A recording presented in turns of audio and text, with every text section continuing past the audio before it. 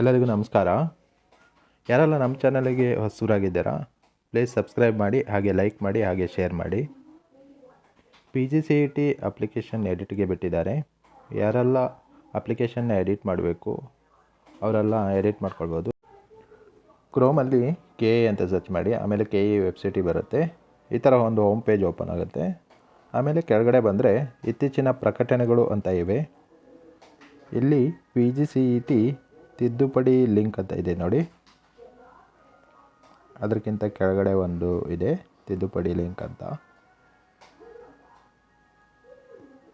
ಅದರ ಮೇಲೆ ಕ್ಲಿಕ್ ಮಾಡಿ. ಆಮೇಲೆ ಲಾಗಿನ್ ಪೇಜ್ ಓಪನ್ ಆಗುತ್ತೆ.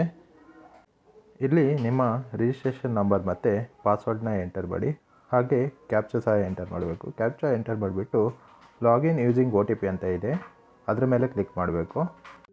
ರಿಜಿಸ್ಟರ್ಡ್ ಮೊಬೈಲ್ ನಂಬರಿಗೆ ಒಂದು OTP ಹೋಗುತ್ತೆ. ಆ OTPನ ಇಲ್ಲಿ ಎಂಟರ್ ಮಾಡಿಬಿಟ್ಟು ಎಂಟರ್ ಕೊಡಿ.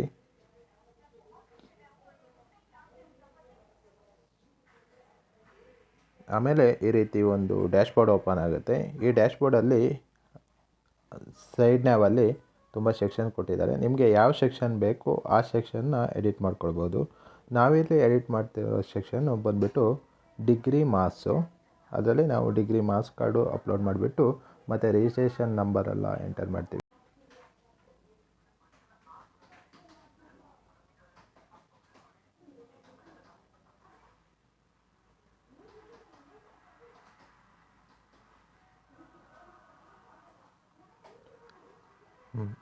ಡಿಗ್ರಿ ಪೇಜ್ ಓಪನ್ ಆಯಿತು. ಇಲ್ಲಿ ನಾವು ಯೂನಿವರ್ಸಿಟಿ ನೇಮು ಮತ್ತು ನಮ್ಮ ರಿಜಿಸ್ಟ್ರೇಷನ್ ನಂಬರು ಮತ್ತು ಮಾರ್ಕ್ಸು ಎಲ್ಲ ಎಂಟರ್ ಮಾಡ್ತೀವಿ.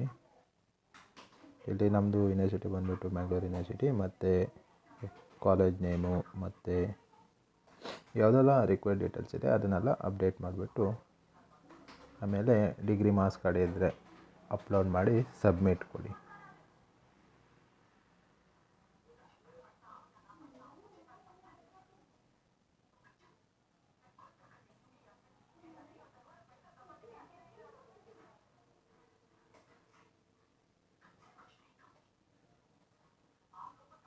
ಮಾರ್ಕ್ಸ್ ಆಲ್ರೆಡಿ ಎಂಟರ್ ಮಾಡಿದ್ದೀನಿ.